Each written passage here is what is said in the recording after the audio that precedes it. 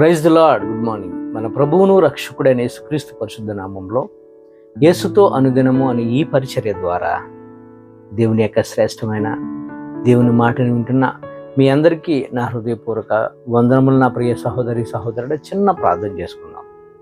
మహాగణుడ పరిశుద్ధుడైన మా తండ్రి, కృపగల దేవ, ఈ ఉదయ కాలమున నీ బిడ్డలుగా నాయన నీ మాటలు వినడానికి మేము సిద్ధంగా ఉన్నాం. మా హృదయాలను నాయన ప్రభా మీరే తెరవండియా.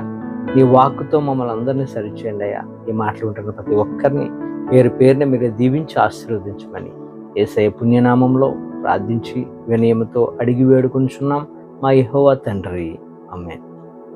God bless you. దేవుడు ఈరోజు మనతో మాట్లాడుతున్న మాట ఏంటంటే, దేనికి తల వంచొద్దు. దేనికి నువ్వు తల వంచొద్దు. తలంచి పరిస్థితి మనకు వచ్చిందంటే ఎందుకు వస్తుందండి?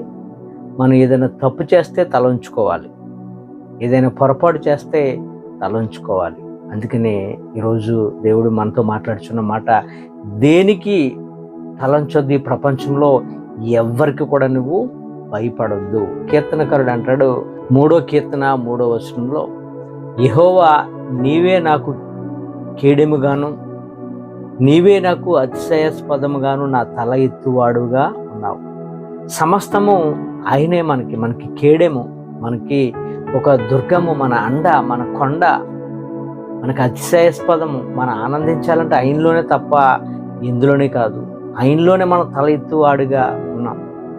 అంతే తప్ప మనం ఎన్నడూ కూడా ఎక్కడ కూడా తలదించుకునేవారిగా ఎప్పుడు ఉండకూడదు. మనం తలదించుకునే పరిస్థితి వచ్చింది అంటే మనలో ఏమైనా లోపం ఉన్నప్పుడు, ఏదైనా తప్పుడు ప్రవర్తన మనం చేస్తున్నప్పుడు సిగ్గుతో తలదించుకోవాలి. ఆ పరిస్థితి మనం ఎవరికి కూడా రాకూడదు. మనం ఈ లోకంలో తల వంచేది ఎవరి దగ్గర అంటే మనుషుల దగ్గర అసలు కాదు. మనం తల వంచుతున్నామంటే యేసయ్య దగ్గర మాత్రమే మనం తల వంచేవారిగా ఉండాలి తప్ప ఎవరికి కూడా తల వంచే పరిస్థితి మనకు లేదు. ఉదాహరణకు ఎస్తేరు గ్రంథాన్ని మీరు చూడండి. అక్కడ యూదులు షూషాను కోటలో వారు బానిసలుగా ఉన్నారు.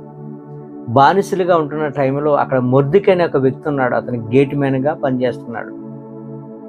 అదే దేశంలో మరి హామాన్ అనే మహామంత్రి ఉన్నాడు.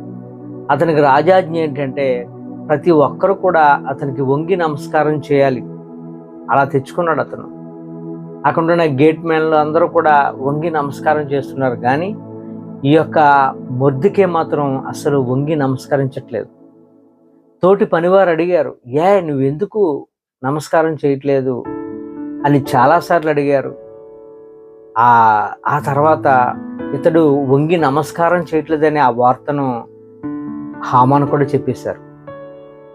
హామాను కోపంతో ఉన్నాడు, చూస్తున్నాడు వంగి నమస్కారం చేస్తాడా లేదని. చేయట్లేదు. అడిగితే ఒకే మాట అంటాడు, నేను యూదుడను, ఆ పని మాత్రం ఎన్నడూ చెయ్యను అని క్లియర్గా చెప్పాడు. హామాను మొర్దెకై వంగి నమస్కారం చేయట్లేదని కోపం, హామాను మీద ఉంటున్న కోపంతో ఇతని జాతి ఎవరో తెలుసుకొని అతని జాతి కూడా ఇలాగే ఉంటారని మొత్తం ఎంటైర్ యూదులను చంపాలని ఒక రాజాజ్ఞను తెచ్చుకున్నాడు. చంపేయాలని ప్లాన్ చేసుకున్నాడు. యూదులైన వారు ఎవరు కూడా ఎవరికి మొక్కరండి. ఒక యెహోవా దేవునికి మాత్రమే వారు తల ఉంచుతారు తప్ప ఎవరికి కూడా మొక్కరు. చావనే చచ్చిపోతారు, కానీ ఎవరికి తలదించుకునే పరిస్థితి వారికి ఉండదు. మరొక విషయాన్ని మనం చూస్తే, బబులోనులో యూదులు యవన కుమారులు షడ్రకు, మెషకు, అబేద్నెగోలు వారు కూడా అక్కడున్న దేవతలకు మొక్కట్లేదని, మనుషులను లక్ష్య పెట్టట్లేదని, రాజాజ్ఞను తిరస్కరిస్తున్నారని ఒక రూల్ అక్కడున్న వ్యక్తులు కొంతమంది వీరి మీద ఉంటున్న కోపంతో వీరి మీద కుయుక్తిగా ఒక ప్లాన్ వేశారు. రాజు దగ్గరికి వెళ్ళి, అయ్యా రాజా, నీవు గొప్పవాడువు, ప్రతి ఒక్కరు కూడా నీకే నమస్కారం చేయాలి, ఎవడైనా సరే నీకు మొక్కకపోతే, నీ ప్రతిమకు మొక్కకపోతే వారిని అగ్నిగుండంలో పాడేద్దామని వీరి మీద ఉంటున్న కోపంతో ఆ యొక్క ఆజ్ఞను తెచ్చారు. రాజులకు పొగడ్తలంటే ఇష్టం కదా, సరే అన్నాడు. బంగారు ప్రతిమను, నెబుకద్నెజర్ ప్రతిమను పెట్టారు. అక్కడ ప్రతి ఒక్కరు కూడా ఆ బొమ్మకు మొక్కుతున్నారు వచ్చి. కానీ ఈ యొక్క షడ్రకు, మెషకు, అబేద్నెగోలు మాత్రం ఆ బొమ్మకు అసలు మొక్కట్లేదు. ఆ వార్తను తీసుకొని రాజు దగ్గర చెప్పారు, అయ్యా అందరూ ఆ ప్రతిమకు నమస్కారం చేస్తున్నారు, ఈ ముగ్గురు అందరూ చేస్తున్నారు, ఈ ముగ్గురు తప్ప అని చెప్పగానే రాజు అడిగాడు, ఎందుకు చేయట్లేదంటే మేము చెయ్యమని ఏకవచనంతో నెబుకద్నెజరుతో మాట్లాడారు. ఈ యొక్క మాటలు మనకి దానియేలు గ్రంథము 3:16 చూడొచ్చు. నెబుకద్నెజర్ని ఏకవచనంతో పిలుస్తున్నారు. ఓ నెబుకద్నెజర్, ఇందుని గురించిన నీకు ప్రత్యుత్తరం ఇవ్వవలసిన చింత మాకు లేదు. మేము సేవిస్తున్న దేవుడు మండుచున్న వేడిమి గల ఈ అగ్నిల నుండి మమ్మను తప్పించి రక్షించుటకు సమర్థుడు. ఒకవేళ ఆయన మమ్మలను రక్షింపకపోయినప్పటికీ కూడా రాజా, నీ దేవతలను కానీ మేము పూజించము, నువ్వు పెట్టించిన ప్రతిమకు మేము నమస్కారం చేయము అని చెప్పగానే రాజు కోపం వచ్చింది. రాజు కోపం వచ్చి వారిని అగ్నిగుండంలో పాడవేయమని మరి ఆ అగ్నిగుండానికి మరింత ఎక్కువ వేడిమిని పెట్టారు. ఆ పడేసిన వాళ్ళు, ఈ ముగ్గురిని వేసిన వాళ్ళు పడిపోయారు వెనక్కి, తట్టుకోలేక, వేడిని తట్టుకోలేక. కానీ వారి ముగ్గురు లోపలికి అగ్నిగుండంలోకి వెళ్ళిపోయారు. రాజు చూస్తున్నాడు పైనుండి. వేసింది ముగ్గురైతే 4వ వ్యక్తి కనబడుతున్నాడు నెబుకద్నెజరుకి. వెంటనే ఈ యొక్క వ్యక్తులు పూజించే దేవుడే నిజమైన దేవుడని తెలుసుకుని నెబుకద్నెజరు దేవుణ్ణి కలిగాడు. చూసారా, మరి ఈ యొక్క యూదులైన వారు ఎవరికి మొక్కరు, ఎవరికి తలవంచరు, ఒక్క దేవునికి మాత్రం తప్ప ఎవరికి తలవంచరండి.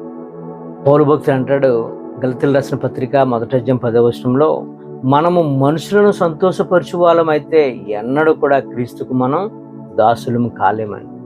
ఎవరి దగ్గర తల వంచే పరిస్థితి, పని లేనే లేదు మనకి. ఎవరికి దాసోహం చేయవలసిన పని అసలు లేదు. మనం ఎవరమే? రారాజుకు రాయిబారులము. మన తండ్రి శ్రీమంతుడు. ఎవరి దగ్గర మనం చేయి చాపాల్సిన పని లేదు. మనల్ని అయినా తలగానే ఉంచుతాడు తప్ప తోకగా ఎన్నడూ ఉంచడు. మనల్ని ఒకరికి పెట్టే స్థితిలో ఉంచుతాడు తప్ప ఒకరి దగ్గర చేతులు చాపే పరిస్థితిలో ఎప్పుడు కూడా దేవుడు ఉంచడు. అటువంటి పౌరుషంతో మనం ఎవరికి తల ఉంచవలసిన పని లేదండి. ఒక్క యేసుక్రీస్తు ప్రభు వారికి మాత్రమే మనం తల వంచాలి తప్ప ప్రపంచంలో ఎవరి దగ్గర కూడా మనం తల వంచి ప్రాధేయపడి మమ్మల్ని రక్షించండి అనే దుస్థితి మనకి ఎవరికి కూడా రాకూడదు. అట్టి ఆశీర్వాద ఫలాలతో దేవుడు మనల్ని దీవించి నిజమైన దేవుడైన యేసు కొరకు మనం పౌరుషం కలిగి జీవించేవారుగా ప్రభు మనలను ఆశీర్వదించును గాక. ఆమేన్. ఈ కొద్ది మాటలు దేవుడు మనందరి జీవితంలో నెరవేర్చును గాక. ఆమేన్. God bless you.